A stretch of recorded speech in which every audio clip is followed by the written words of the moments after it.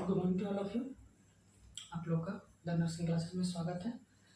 तो हम लोग पढ़ रहे थे पैथोफिजियोलॉजिकल मैकेनिज्म ऑफ डिजीज, ठीक है, जिसमें हम लोगों ने स्ट्रेस क्लियर किया था, स्ट्रेसर क्लियर किया था, टाइप ऑफ स्ट्रेसर क्लियर किया था, फैक्टर अफेक्टिंग स्ट्रेसर क्लियर किया था।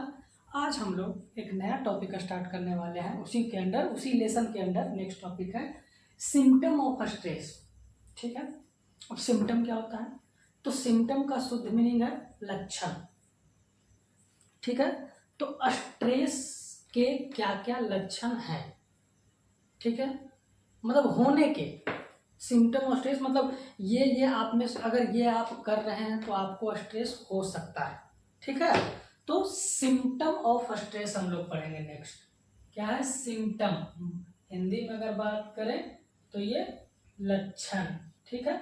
तो हम लोग स्ट्रेस के, तनाव के लक्षण को बारे में पढ़ेंगे, जिसको हम लोग 4 सब हेडिंग में पढ़ेंगे, जिसको कि हम लोग 4 भाग में बांटे हैं। पहला भाग है फिजिकल सिम्टम, ठीक है। दूसरा है कॉग्निटिव सिम्टम, ठीक है। तीसरा है इमोशनल सिम्टम और चौथा है बिहेवियरल सिस्टम, ठीक है। तो हम लोग आज जो टॉपिक कंप्लीट करने वाले हैं सिम्टम ऑफ स्ट्रेस, और उसमें सबसे पहला है physical symptom sorry cognitive symptom, emotional symptom और बिहेवियरल सिस्टम। अगर फिजिकल सिस्टम की बात करें तो फिजिकल मतलब क्या होता है? शारीरिक, ऐसे कुछ लक्षण जो शारीरिक लक्षण हो। कॉग्निटिव मतलब क्या होता है? हमारी सोचने समझने की जो क्षमता है, किसी चीज को देखकर जज करने की क्षमता है, सही या गलत है, या दुनिया को जो अपने विचारों से हम देखते हैं, वो सब किसके अंदर आते हैं? जितने भी थिंकिंग वाले, जितने भी सोचने वाले प्रोसेस होते हैं, जितने भी थिंकिंग वाले प्रोसेस हैं, उन उन वो लोग वो सब किसके अंदर आते हैं? कॉग्निटिव के अंदर, मतलब कल्पना करने की क्षमता, ठीक है। तो इसके कारण भी सिम्टम हो जाता है, स्ट्रेस हो जाता है, सॉरी। फिर है इमोशनल, मतलब इमोशन मतलब भावना, तो इमोशनल मतलब भावनात्मक। और बिहेवियर की बात करें तो व्यवहारिक, हमारा व्यवहार कैसा है, किसी को कैसे ट्रीट कर सकते हैं या कैसे ट्रीट करते हैं। तो ये 4 तरह का पढ़ना है, शारीरिक, कल्पना, भावनात्मक और व्यवहार। ये सब से है, ये सब हेडिंग है, इसके अंदर टॉपिक आएगा। हम लोग मतलब क्लियर करेंगे फिजिकल सिम्टम स्ट्रेस को कैसे करता है, फिजिकल में कौन कौन आता है, कॉग्निटिव में कौन कौन आता है, इमोशनल में कौन कौन आता है और बिहेवियर में कौन कौन आता है। इसको हम लोग आगे क्लियर करेंगे। बस मैंने अभी आपको ओवरव्यू बता दिया कि इसमें हम लोग कवर क्या क्या कर रहे हैं। तो अपना मेन टॉपिक है सिम्टम ऑफ स्ट्रेस, जिसको हम 4 सब हेडिंग में पढ़ेंगे। पहला है फिजिकल सिम्टम, दूसरा है कॉग्निटिव सिम्टम, तीसरा है इमोशनल सिस्टम और चौथा है बिहेवियरल सिस्टम। अब हम लोग एक एक करके देखेंगे कि फिजिकल सिम्टम क्या है, कॉग्निटिव सिम्टम क्या है, इमोशनल सिम्टम क्या है, बिहेवियर सिम्टम क्या है, ठीक है। तो आइए हम लोग एक एक करके क्लियर करते हैं। तो आइए हम लोग क्लियर करते हैं कि फिजिकल सिम्टम क्या है। देखिए, ये हम लोग जो पढ़ रहे हैं, इसका मतलब अगर किसी व्यक्ति में ये सब दिख रहा है तो इसका मतलब ये है कि वो व्यक्ति स्ट्रेस में जा सकता है। तो क्या क्या दिख रहा है हमको कैसे पता चलेगा? पढ़ेंगे तभी पता चलेगा। तो देख, उसको 4 भाग में बांटे हैं। तो सबसे पहला हम लोग कर रहे हैं फिजिकल सिम्टम। तो फिजिकल सिम्टम के बारे में क्या, फिजिकल सिम्टम के अंडर, उसके अंदर क्या क्या जानना है, उसके अंदर क्या क्या हमको दिखेगा, तो हम लोग कह सकते हैं कि मे बी ये व्यक्ति स्ट्रेस में जा सकता है। तो सबसे पहला क्या है? Muscle tension. Muscle tension, muscle मतलब मांसपेशी हमारे, और टेंशन मतलब तनाव, खिंचाव। तो अगर ये मांसपेशियों में तनाव होता क्या है, मसल टेंशन है क्या? जैसे कभी कभी होता है ना, हम लोग बहुत थके हुए रहते हैं, बहुत ज़्यादा एक्सेसिव थक गए हैं, एकाएक आप महीने भर से अपना कुर्सी टेबल पर बैठ के कोई काम कर रहे थे, पढ़ रहे थे, लिख रहे थे, कर रहे थे, अचानक आपके लाइफ में कोई एक ऐसा दिन आ गया जिसमें आपको बहुत पैदल चलना चल रहा है, भाग दौड़ करना पड़ रहा है, ये एकदम आपका बिजी शेड्यूल है, एकदम सुबह से उठे हैं, रात के 10 बजे तक लगे हैं, उसके बाद आप गए सोने की 11-12 बजे बेड के पास गए और आप सो गए। तो वैसे कंडीशन में होता है ना कि जिस करवट में हम सोए हैं, उसी करवट में हम लोग लगातार 6 से 7 घंटे रह जाते हैं। जैसे ऐसे सोए हैं तो इसी के सहारे हम लोग 6 से 7 घंटा रह जाते हैं। उस सिचुएशन में क्या होता है, जब हम लोग उठते हैं ना, तो गांव देहात में लोग कहते हैं कि मेरा ये शरीर एकदम पूरा धरा हुआ है, पकड़ा हुआ है, मतलब इसमें पेन होता है। तो पेन क्यों होता है? वो मसल टेंशन, मसल्स जो होती हैं मसल में खिंचाव आ जाती है, एक ही पोजीशन पर रहते रहते मसल में खिंचाव आ जाती है, मसल में टेंशन आ जाता है। तो इसके कारण भी व्यक्ति स्ट्रेस में जा सकता है। अगर किसी में ये लक्षण बार बार दिख रहा है, 1 दिन हुआ, 2 दिन हुआ, 4 दिन हुआ, कभी कभी डिप्रेशन में लोग रहते हैं, सोए रहते हैं, दिन भर खाते पीते हैं, तो और कभी कभी ऐसा भी फील हुआ होगा कि अगर हम लोग ज़्यादा सोते हैं तो हम लोग के शरीर में दर्द रहता है। वो किस चलते होता है? वो मसल टेंशन के चलते होता है। तो फिजिकल सिम्टम मतलब बताया है, फिजिकल मतलब शारीरिक, ये सब बॉडी से रिलेटेड है, ऑर्गन से रिलेटेड है, ठीक है। तो सबसे पहला उसमें क्या आ गया? Muscle tension. अगर हिंदी की बात करें तो अब मैंने सबका हिंदी लिख दिया है, मांसपेशियों में तनाव। आई होप आप लोग को समझ में आया होगा कि मांसपेशियों में तनाव है क्या, मतलब मसल्स में खिंचाव आ जाए, उसके चलते हमको पेन स्टार्ट हो, हम डिसकम्फर्ट महसूस करें, हम कंफर्टेबल नहीं रहे। तो अगर ये थोड़े टाइम 1-2 घंटे के लिए तो सही है, अब ये आपके साथ लगातार बना रहे 1 महीना, 2 महीने, 6 महीने, 7 महीने, तो धीरे धीरे आप स्ट्रेस में जा सकते हैं। दूसरा क्या है? दूसरा है एकी एंड पेन। एकी एंड पेन क्या होता है? मैंने आपको हिंदी बता दिया है, दर्द एवं पीड़ा। एकी मतलब दर्द और पेन मतलब पीड़ा। अगर कोई व्यक्ति किसी लॉन्ग समय तक, किसी लंबे टर्म तक अगर वो किसी दर्द या पीड़ा में है, या उसके बॉडी में दर्द या पीड़ा है, तो ये स्ट्रेस का सिम्टम है। और वो भी किसका? फिजिकल। फिजिकल के अंदर एकी एंड पेन स्ट्रेस का सिम्टम है, ठीक है। तो एकी एंड पेन भी आप लोग को समझ में आ गया। अगर तीसरे की बात करें तो डायरिया एंड कॉन्स्टिपेशन। डायरिया मतलब दस्त, मतलब लूज मोशन, और कॉन्स्टिपेशन मतलब कब्ज। जस्ट अपोजिट, इसमें हम लोग स्टार्ट हो जाते हैं और इसमें हम लोग स्टॉप हो जाते हैं, ठीक है। सिंपल मीनिंग में एक समझे तो डायरिया एंड कॉन्स्टिपेशन, अगर कोई व्यक्ति लगातार डायरिया या कॉन्स्टिपेशन से सफर कर रहा है, लगातार उसको डायरिया हो रहा है, अगर डायरिया हुआ एक 10 दिन, 12 दिन, 15 दिन, 2 सप्ताह, 4 सप्ताह हुआ, तो मालूम है, मतलब जाहिर सी बात है कि उसका बॉडी वीक होते जाएगा, वीक होते जाएगा, फिर अपने वो शरीर के बारे में सोचेगा, कुछ काम नहीं कर पाएगा, फिर वो उस काम के बारे में सोचेगा, ऐसे ऐसे सोचते सोचते वो स्ट्रेस में जा सकता है। उसी तरह कब्ज, कब्ज में जनरली जो अभी हम लोग का सेडेंटरी लाइफ स्टाइल है, मतलब उठते हैं एक ही जगह पे, हम लोग 12 से 24 घंटा रहते हैं, फिर मतलब टेबल कुर्सी पर बैठे फिर सो गए, फिजिकल एक्टिविटी कुछ नहीं है ना, दिन 24 घंटे में हम 1-2 किलोमीटर चल रहे हैं, तो उस केस में जनरली कॉन्स्टिपेशन का शिकार हो जाते हैं। तो ये भी बहुत सी बीमारी को पैदा करता है।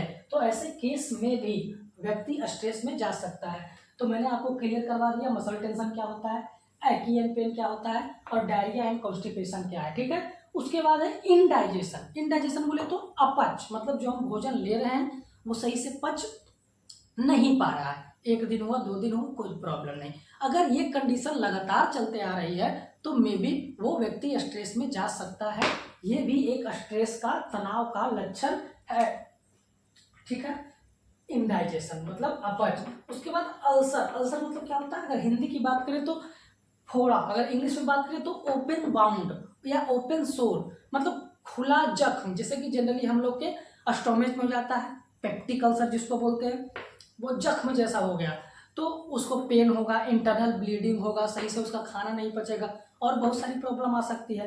तो ये अगर जल्दी ठीक हो गया, अगर 1-2 सप्ताह में ठीक हो गया तो ठीक है, किसी किसी व्यक्ति में ठीक ही नहीं होता, धीरे धीरे बढ़ता जाता है, तो वो बीमारी धीरे धीरे उसको टेंशन देगा, स्ट्रेस में डालेगा। तो ये भी कह सकते हैं कि अल्सर भी फिजिकल सिम्टम ऑफ स्ट्रेस है। नेक्स्ट की बात करें तो फैटिग। फैटिग क्या होता है? थकावट। अगर आप 1-2 दिन ज़्यादा काम कर लिए, ठीक है, अगर आपके पास कुछ ऐसा रूटीन हो गया कि 4 साल से कुछ ऐसे ही थकावट वाला काम कर रहे हैं, 1 साल से लगातार आप थकावट, कहीं कभी रेस्ट ना कर रहे हैं, कभी इंजॉय ना कर रहे हैं, कभी कुछ ना कर रहे हैं, बस काम काम काम काम काम है आपके लाइफ में, तो वैसे सिचुएशन में जो बोलते हैं ना कॉर्पोरेट लाइफ वाले जो जॉब करते हैं 9 से 5, डेली उनका एक मोनोटोनस एक ही तरह का रूटीन होता है, जिसके कारण भी वो लोग स्ट्रेस में चले जाते हैं। तो कह सकते हैं कि फैटिग में मतलब तनाव भी स्ट्रेस का सिम्टम है। उसके बाद नौसिया। नौसिया क्या है? नौसिया का मतलब जी मिचलाना। जी मिचलाना मतलब उल्टी होने से पहले जो हमको महसूस होता है उसी को कहते हैं हम लोग नौसिया। समझिएगा, उल्टी, वोमिटिंग। वोमिटिंग होने से पहले जैसा हम महसूस करते हैं, जो हमको फील होता है कि अंदर से कुछ अनकंफर्टेबल लग रहा है, कुछ आ रहा है, निकल गया मुंह से, ठीक है, तो उस सिचुएशन को, उस फीलिंग को, उस इमोशन को हम लोग क्या कहते हैं, नौसिया, मतलब जी मिचलाना। तो किसी किसी व्यक्ति में लगातार होते रहता है, खाना खाया उसके बाद उसका जी मिचला रहा है, रात में खाना खाया जी मिचलाना स्टार्ट हो गया, अब वो टेंशन में रहता है, सुबह खाना खाया जी मिचला रहा है, तो इसके कारण भी व्यक्ति स्ट्रेस में जा सकता है। फिर है इंसोमेनिया। इंसोमेनिया के बारे में कौन नहीं जानता, मतलब अनिद्रता, मतलब उसकी जब बेड पे वो व्यक्ति गया तो उसको नींद ही नहीं आता, एक दिन नहीं आया, 2 दिन नहीं आया, तीसरे, लेकिन लगातार ऐसे कंडीशन रहेगा तो उस व्यक्ति की क्या होती है, प्रोडक्टिविटी, काम करने की जी होती है वो धीरे धीरे कम होते जाती है। वो नींद ना पूरा करने के कारण वो कोई काम सही से नहीं कर पाता, और काम सही से नहीं कर पाएगा तो लाजिम सा बात है, जाहिर सी बात है कि वो व्यक्ति स्ट्रेस में जाएगा ही। तो फिजिकल मतलब जो भी बॉडी से रिलेटेड था, ऐसे कुछ लक्षण जो हमारे शरीर से रिलेटेड थे, शारीरिक सिम्टम जो शो कर दे, शारीरिक लक्षण जो थे, जो कि स्ट्रेस के सिम्टम थे, उसको हम लोगों ने अभी डिस्कस किया है। तो फिजिकल से एक बार रिवाइज करवाते हैं। फिजिकल सिम्टम के अंदर कौन कौन आया? सबसे पहला बात करें तो मसल टेंशन, मतलब मांसपेशियों में तनाव। दूसरा बात करें तो एक्ने एंड पेन, दर्द एवं पीड़ा। तीसरा बात करें तो डायरिया एंड कॉन्स्टिपेशन, दस्त या कब्ज। चौथा की बात करें तो इंडाइजेशन, मतलब अपच। पांचवा की बात करें तो अल्सर एंड फोड़ा। छठा की बात करें तो फैटिग, मतलब थकावट। सातवें की बात करें तो नौसिया, मतलब जी मिचलाना। और आठवें की बात करें तो इंसोमेनिया, अनिद्रता। तो इस तरह से जो 4 सिम्टम था, 4 हेडिंग पढ़ना था, उसमें हम लोगों ने पहला फिजिकल सिम्टम वाला, शारीरिक लक्षण वाले को हम लोगों ने यहाँ पर पढ़ लिया और अच्छी तरह से समझ लिया। ठीक है, ओके। अब आते हैं नेक्स्ट पे।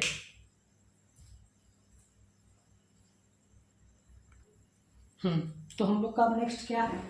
Cognitive symptom. ठीक है, कॉग्निटिव सिम्टम, फिजिकल सिम्टम हो गया। नेक्स्ट हमारा क्या है? Cognitive symptom. कॉग्निटिव का मतलब क्या होता है?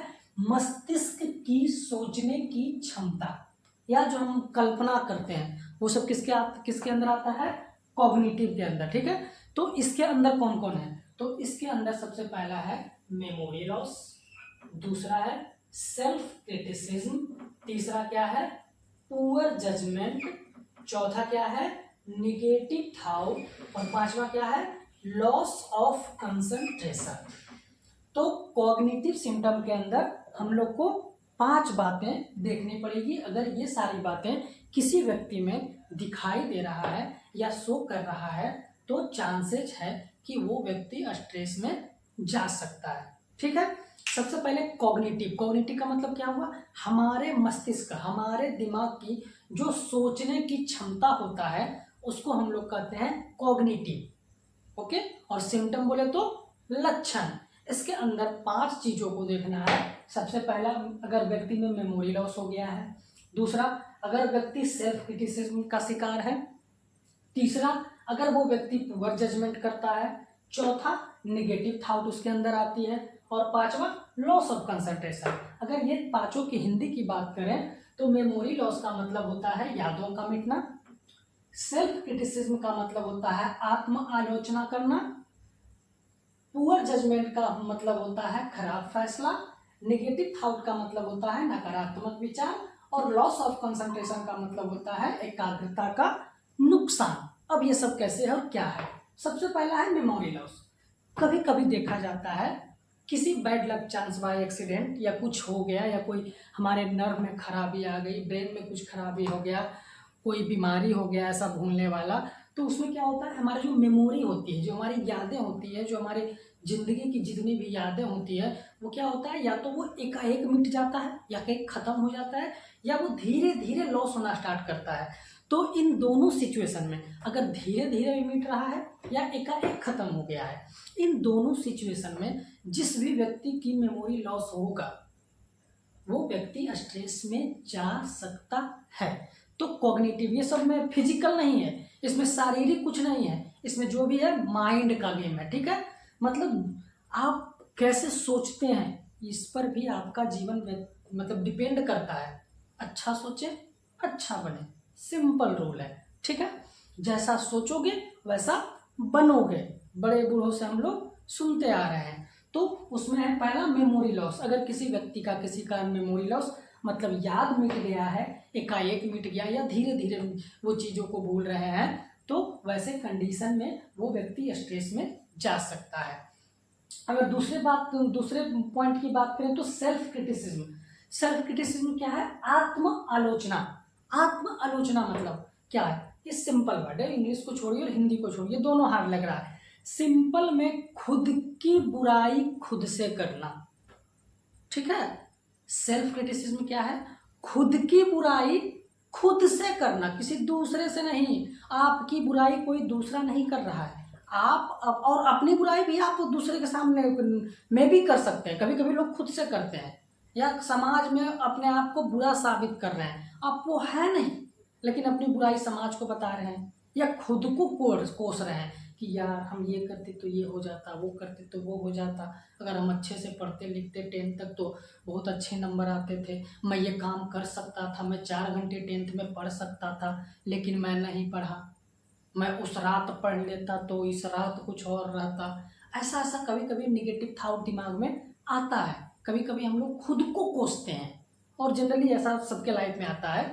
तो अगर ये शॉर्ट टर्म के लिए तो कोई प्रॉब्लम की बात नहीं है, लेकिन अगर ये आप खुद को कोसना लगातार करते जा रहे हैं, दिन प्रतिदिन बढ़ता जा रहा है, हर एक बात में खुद को कोस रहे हैं, दुनिया में कुछ भी हो रहा है सोच रहे हैं ये हो क्यों रहा है, मेरे कारण। इंडिया पाकिस्तान में लड़ाई हो गया, क्यों हो गया? मेरे कारण।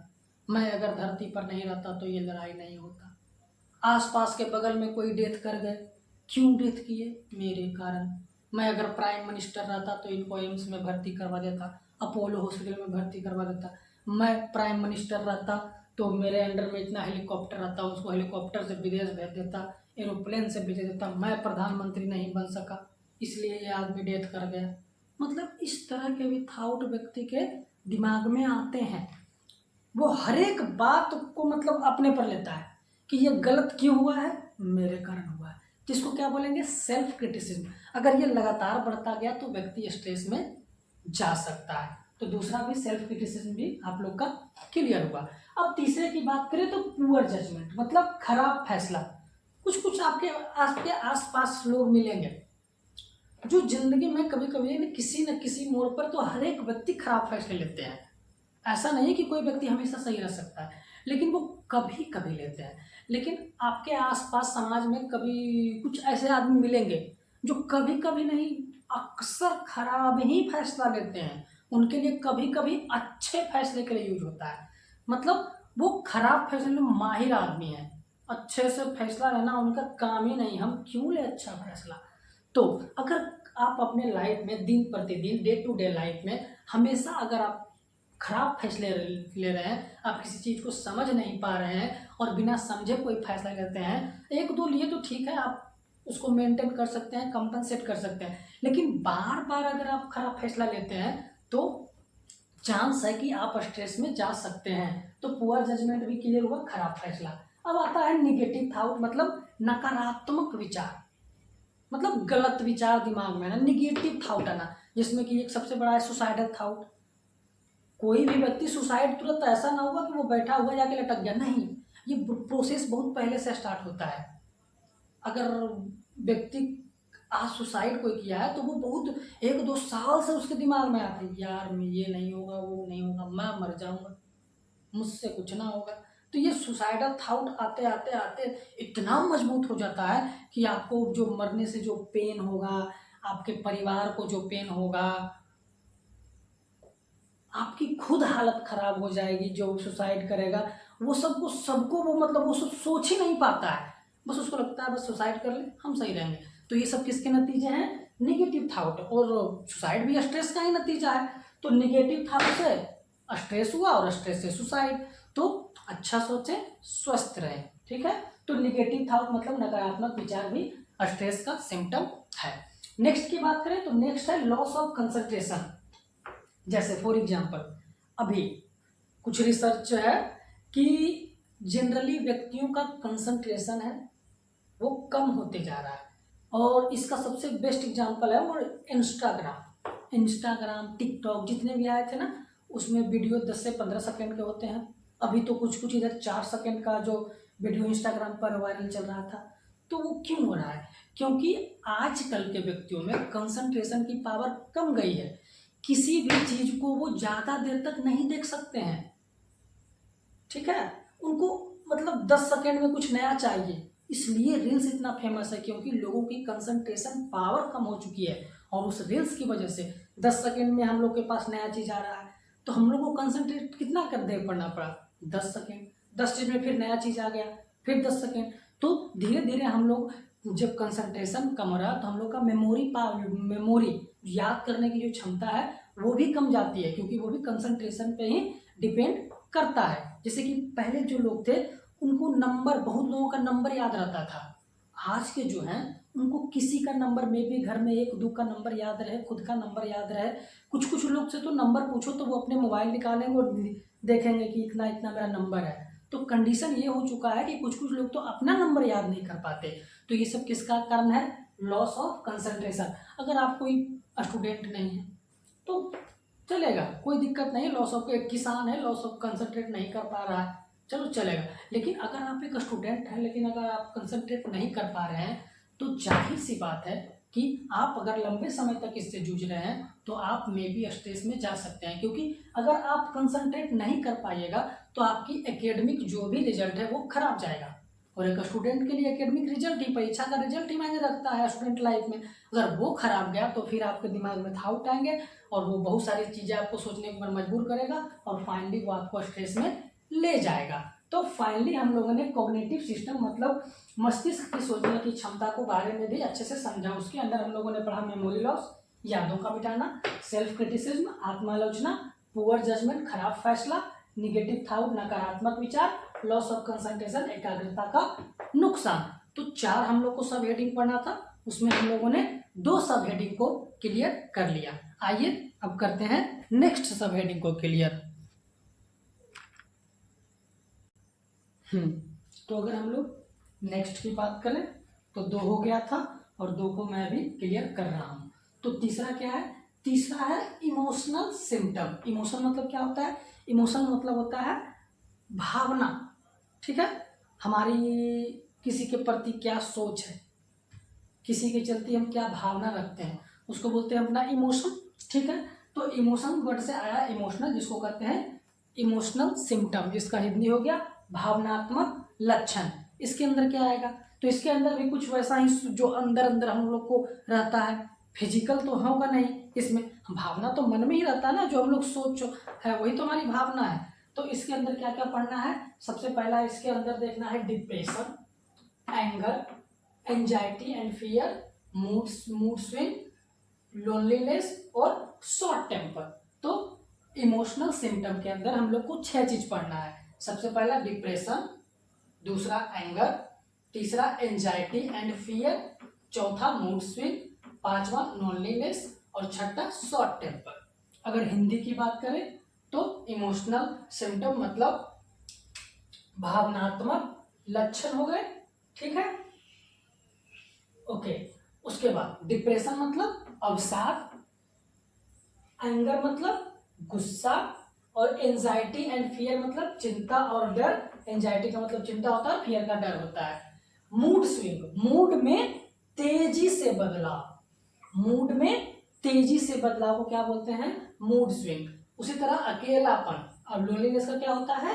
अकेलापन। छठा क्या है? शॉर्ट टेम्पर मतलब क्रोधी, ओके, जिसको बहुत ज्यादा गुस्सा आता है, ठीक है। तो इसमें सबसे पहला है डिप्रेशन। डिप्रेशन क्या होता है? अगर आपकी कोई इच्छा रहे और वो इच्छा किसी भी कारणवश पूरी ना हो तो आप उसके बाद चिंतित, उसके बारे में सोचने लगते हैं। तो आप उसके बारे में सोचने इतना सोचने लगते हैं क्यों कि एक टाइम ऐसा आता है कि बस आप केवल सोचते हैं। मतलब क्या? मतलब आपके पास जो आपका जो काम है, आपके सामने जो काम है, वो काम धंधा सब चीज छोड़ देते हैं। आपका जो डेली रूटीन है, कभी कभी तो वो आप उसको भी नेगलेक्ट कर देते हैं कि सुबह उठना है, फ्रेश होना है, लंच करना है, डिनर करना है, स्नान करना है, ना उठे फिर से सोए, फिर खाए, फिर से सोए, मतलब डेली रूटीन को ही भुला देते हैं। तो उस कंडीशन को हम लोग क्या बोलते हैं? डिप्रेशन। मतलब डिप्रेशन एक ऐसी अवस्था है जिसमें व्यक्ति का काम करने का जो प्रोडक्टिविटी होती है वो क्या होता है, एकदम कम हो जाता है। तो अगर व्यक्ति लंबे समय तक डिप्रेशन का शिकार है तो वो स्ट्रेस में जा सकता है। तो कह सकते हैं कि डिप्रेशन भी सिम्टम ऑफ स्ट्रेस है। तो पहला इस तरह से क्लियर हो गया। अब दूसरा की बात करें, एंगर। गुस्सा जनरली सबको आता है, ठीक है, लेकिन एक लिमिट तक गुस्सा आना, सही चीजों पर गुस्सा आना, सही गलत के बारे में फैसला करें उसके बाद गुस्सा आना, ये हुआ नॉर्मल। अब एक है एबनॉर्मल गुस्सा, जिसको बात बात पे गुस्सा आ रहा है। आप उसे पानी पियोगे ना, तुम्हारा का मतलब है हम पानी पिए चाहे ना पिए, ये गुस्सा होगी। दूसरा पूछे खाना खाइएगा ना, हम भूखले रहेंगे, तेरे सामने रो रहे हैं, हम तुम्हारे सामने कपड़े लेके भीख मांग रहे हैं, मार देंगे एक घंटा। ये मतलब एबनॉर्मल हो गया, वो हमेशा वो गुस्सा में ही है। तो अगर वो लॉन्ग टर्म में ऐसा बिहेव कर रहा है, लंबे समय तक वो ऐसा ही अपना बिहेवियर दिखा रहा है, अगर उसका इमोशन ऐसा हर बात पे वो गुस्सा होते जा रहा है, तो मे बी चांस है कि वो आदमी स्ट्रेस में चला जाए। तो हम लोग कह सकते हैं कि गुस्सा भी स्ट्रेस का सिम्टम है। तो सेकेंड भी क्लियर हो गया। तीसरा है anxiety and fear. Anxiety, depression, stress, ये सब जो जितने भी वर्ड हैं ये सब एक दूसरे के मौसेरे भाई हैं। तो एंजाइटी एंड फियर, किसी बात की चिंता करना अच्छी बात है, किसी बात की चिंता करना अच्छी बात है, क्योंकि उस चिंता के डर से हम अपना काम करते हैं और जिंदगी में आगे बढ़ते हैं। अगर हमको चिंता ही ना रहे तो हम कोई काम क्यों करेंगे, नहीं कर पाएंगे। तो किसी काम की चिंता करना अच्छी बात है, लेकिन सब काम छोड़कर सिर्फ किसी काम की चिंता करना ये बुरी बात है। चिंता कीजिए, लेकिन ऐसा ना कि हमेशा क्या कर रहा है भैया, हम चिंता कर रहे हैं, कुछ काम कर ले ना, अभी हमको चिंता करना है, अभी मेरे पास टाइम नहीं है। या किसी चीज का मन में हमेशा डर रहे। डर भी जरूरी है पढ़ाई के लिए या जिंदगी में आगे बढ़ने के लिए, तभी तो आदमी व्यक्ति कुछ काम करेगा। लेकिन वो हमेशा डरा हुआ है, 24 आवर डरा हुआ है, कोई काम धंधा नहीं है, क्या कर रहे हो, हम डरे हुए हैं, ये काम कर दो ना, हमको डर लगता है, ये काम करो, सो जा, और नहीं सोएंगे, हमको डर लगता है। तो एंजाइटी और फियर अगर लंबे समय तक रहता है तो वो भी स्ट्रेस का सिम्टम है। चौथा, मूड स्विंग। जनरली समाज में रहिएगा तो कुछ आपको आज व्यक्ति मिलेंगे जिनका मन छन्न में मन होता है। छन्न में मन होना, छन्न में मन होना मतलब अभी ये बोल रहे हैं आपके साथ हम हैं, 2 मिनट बाद बोल रहे हैं तुम्हारे साथ हम क्यों रहेंगे, मतलब उनका मूड स्विंग होता है। अभी वो खुश थे, एकदम हैप्पी, दूसरे 5 मिनट बाद देखो एकदम मुंह लटकाए वो एकदम बैठा हुआ है, तीसरे सेकंड देखो उछल उछल के नाच रहा है, चौथे से मन खेलने गया, देख रहे 5 मिनट बाद खेल कर आ गया, सो गया रूम में। ये होता है मूड स्विंग। कब खुश है, कब नाराज है, कब दुखी है, कब गुस्सा में है, पता ही ना चलता, पल पल वो चेंज होते हैं। तो वैसे सिचुएशन में अगर ये सिचुएशन लंबे टाइम तक किसी के साथ रहता है तो वो व्यक्ति भी स्ट्रेस में जा सकते हैं। तो मूड स्विंग मतलब मूड में तेजी से बदलाव तो सबके होते हैं, लेकिन किन्हीं के बहुत ज्यादा तेजी से हो रहा है तो वो स्ट्रेस का लक्षण हो सकता है। उसी तरह से लोनलीनेस, अकेला, खाली दिमाग शैतान का घर, ठीक है, ऐसा बोला जाता है कि अकेला या तो देव रह सकते हैं या तो दानव रह सकते हैं। तो हम लोग में इतने अच्छे तो है नहीं कि देव हैं। तो अगर कोई व्यक्ति रहता है, अब हम ये ना करें कि तू अकेला है तो तू गुमनाह ना हो, नहीं, मैं ऐसा नहीं बोल रहा हूँ, मैं बस बता रहा हूँ कि अकेलापन, अगर कोई व्यक्ति किसी लॉन्ग टर्म 1-2 साल अगर अकेला रह रहा है तो मे बी वो धीरे धीरे स्ट्रेस में जा सकता है, क्योंकि ना ही उसको किसी से बात होगा, ना वो अपने अंदर की बात बता सकता है, ना किसी का सुन सकता है, ना किसी को एडवाइस देगा, ना किसी से एडवाइस लेगा। तो लाजिम सी बात है कि वो व्यक्ति अगर लंबे समय में ऐसी कंडीशन में रहेगा तो मे बी वो स्ट्रेस का शिकार हो जाए। तो लोनली लेस भी स्ट्रेस का सिम्टम है। नेक्स्ट बात करें तो शॉर्ट टेम्पर। शॉर्ट टेम्पर मतलब क्या होता है, क्रोधी। कभी कभी कुछ व्यक्ति ऐसे होते हैं जो छोटी छोटी बात पे बहुत ज्यादा क्रोधित हो जाते हैं, अत्यधिक क्रोधित हो जाते हैं। उतना क्रोध लाजिम नहीं था, लेकिन वो पता नहीं उनको क्या होता है, वो एकदम क्रोधित हो जाते हैं। तो अगर कभी कभी ऐसा हो रहा है तो नॉर्मल है, चलेगा, इतना चलेगा समाज में। लेकिन भैया हर समय क्रोधित है, हर समय गोली बम चलाने के लिए तैयार है। पानी पीने बोलोगे तुम कौन हो मेरा? तुम मेरा कौन हो जो तुम हमको बोल रहे हो कि हम पानी पी लें? तुमको क्या मतलब है हमसे, हम पानी पिए या नहीं पिए? तो अगर ऐसा सिचुएशन रहा बहुत लंबे समय तक, तो वो भी क्या है, एक स्ट्रेस का लक्षण है। तो फाइनली हम लोग कह सकते हैं कि इमोशनल सिम्टम में depression, anger, anxiety and fear, mood swing, loneliness, short temper, ये सब क्या है? ये सब स्ट्रेस के सिम्टम हैं, मतलब तनाव के लक्षण हैं, जो कि किसके अंडर आते हैं? इमोशनल सिम्टम, मतलब भावनात्मक लक्षण। ठीक है, तो हम लोगों ने 3 क्लियर कर लिया, फिजिकल कर लिया, कॉग्निटिव कर लिया और इमोशनल कर लिया। ठीक है, अब एक लास्ट बचा हुआ है, कौन सा बचा हुआ है? Behaviour symptom. Okay,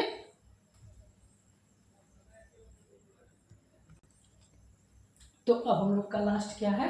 behavioural symptom. Behaviour का मतलब क्या होता है? व्यवहार, मतलब व्यवहारिक लक्षण। तो इसमें हम लोग को क्या पढ़ना है?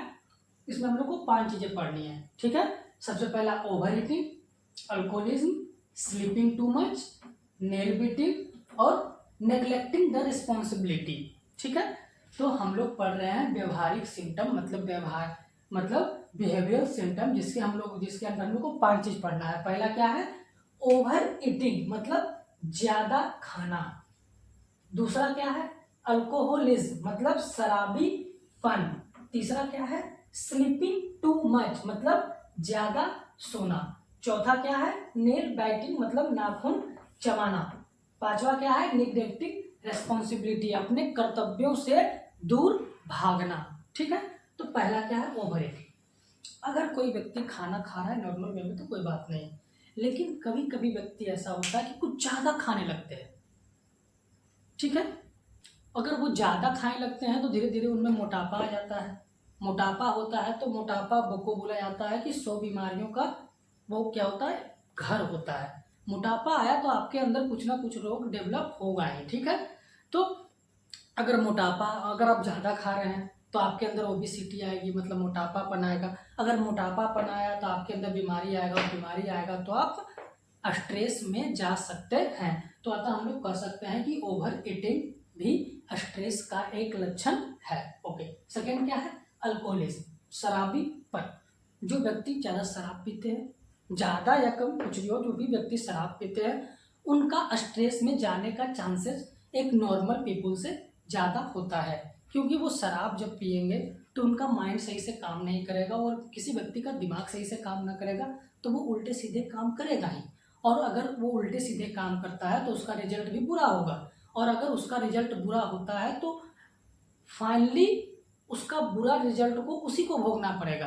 और जब वो भोगेगा तो उसको दुख होगा, और दुख होगा तो डिप्रेशन में जाएगा, और डिप्रेशन में जाएगा तो स्ट्रेस में जाएगा। तो इस तरह से हम लोग कह सकते हैं कि अल्कोहलिज्म, शराबीपन भी एक स्ट्रेस का लक्षण, मतलब सिम्टम है। नेक्स्ट की बात करें तो स्लीपिंग टू मच। अच्छी नींद लेना अच्छी बात है, 7 से 8 घंटे सोना अच्छी बात है, लेकिन कोई कोई व्यक्ति 24 घंटे में 14 घंटे सो रहा है, 15 घंटे सो रहा है, 12 घंटे सो रहा है। तो ये एक क्या है? ये एक स्ट्रेस का लक्षण है। अगर आपके आसपास कोई ऐसा आदमी है जो 12 घंटे डेली नींद ले रहा है, 24 घंटा में 14 घंटा सो रहा है, अपने बेड पे पड़ा हुआ है, तो आप उसको समझा सकते हैं कि ये एक स्ट्रेस का लक्षण है। तो हम लोग कह सकते हैं कि sleeping too much, not sleeping, सोना स्ट्रेस का लक्षण नहीं है, ज्यादा सोना। ठीक है, excess of everything is bad. ठीक है, चौथा क्या है? Nail biting. आसपास कुछ लोग मिल जाएंगे जो दबा के इसको काटने की कोशिश करेंगे, या कुछ कुछ तो लेते रहते हैं, मजा लेते हैं, पता ना कौन सा सुख मिलता है, भगवान जाने या जो भी जाने। तो अगर ये किसी का आदत बन चुका है तो मतलब ये लक्षण है, मतलब ऐसा कर सकते हैं कि वो व्यक्ति स्ट्रेस में है। जनरली जो ये स्ट्रेस में कुछ सोचते होते हैं, तो कुछ आप ऐसा देख रहे हैं कुछ सोच रहे हैं, ऐसे खड़ा हो गया, मुंह में डाला, सोच रहा है, बहुत कौन सी बात सोचता है भगवान जाने। तो नाखून चबाना भी एक स्ट्रेस का लक्षण है। अगर आसपास कोई ऐसा कोई व्यक्ति कर रहा है तो उसको समझाइए, ठीक है। तो ओवर ईटिंग क्लियर हो गया, अल्कोहलिज्म क्लियर हो गया, स्लीपिंग टू मच क्लियर हो गया, नेल बिटिंग क्लियर, और नेग्लेक्टिंग रिस्पॉन्सिबिलिटी। जैसे फॉर एग्जाम्पल एक स्टूडेंट का कर्तव्य क्या है?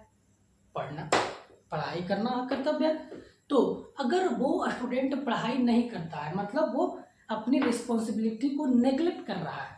अपनी रिस्पॉन्सिबिलिटी को जब आप नेग्लेक्ट कीजिएगा, जब आप पढ़ाई नहीं कीजिएगा, तो आपका एकेडमिक रिजल्ट खराब जाएगा। एकेडमिक रिजल्ट खराब जाएगा, डिप्रेशन में जाइएगा, स्ट्रेस में जाइएगा। तो अगर आप अपने कर्तव्यों को नेग्लेक्ट कर रहे हैं, आप अपने कर्तव्यों से दूर भाग रहे हैं, तो ये भी एक क्या है? स्ट्रेस का सिम्टम है। अगर आप स्टूडेंट होते हुए भी पढ़ाई नहीं कर रहे हैं, तो इसका मतलब है कि आप अपने रिस्पॉन्सिबिलिटी को नेग्लेक्ट कर रहे हैं, और ये नेग्लेक्शन भी क्या है? एक स्ट्रेस का सिम्टम है। तो इस तरह से हम लोगों ने सिम्टम ऑफ स्ट्रेस को पूरी तरह से 4 भागों में बांटकर उसके अंदर जो है एक एक बात मैंने आप लोग को क्लियर किया। आई होप आप लोग को पूरा समझ में आया होगा। अब जो भी आगे इस लेसन में, इस यूनिट 3 में पढ़ना है, वो हम लोग नेक्स्ट लेक्चर में कवर करेंगे। Thank you.